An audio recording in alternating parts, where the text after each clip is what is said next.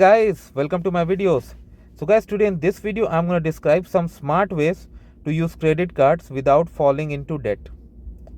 So guys, credit cards are really good because they provide ample protection, and also it helps you to build your credit history that turns out into loan approval, lower interest rate, etc. But you have to use very carefully because they also have a side of high interest rate too. So you have to be careful what you are spending.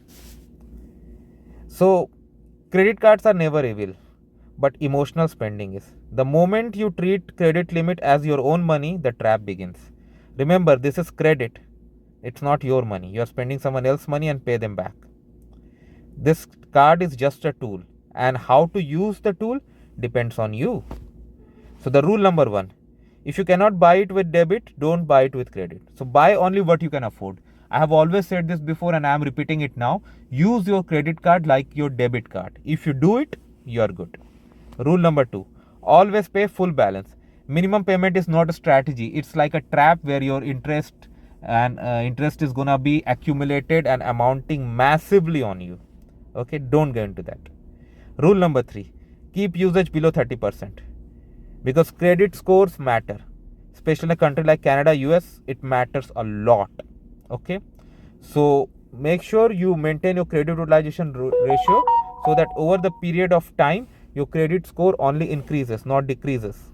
Rule number 4, use credit for planned expenses, not impulsive desires, right?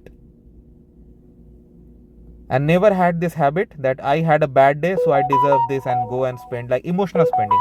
Never go into emotional spending. Okay, so if you do this, and now the crux of the story, the most important point is use credit like debit.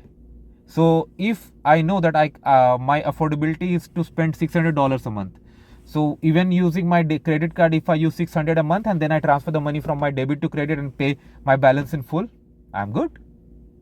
I'm really good. Then it's going to increase over the time. But if my affordability is 600 and I spend 1600, you know what's going to happen down the line, right? Even though you make minimum payment. So don't fall into that trap, guys. That's what I would say, guys. So let me know what you feel about it, guys. And please subscribe to the channel, guys. I do all these efforts and other things I bring all for you guys. So please don't forget and subscribe to my channel. Thank you.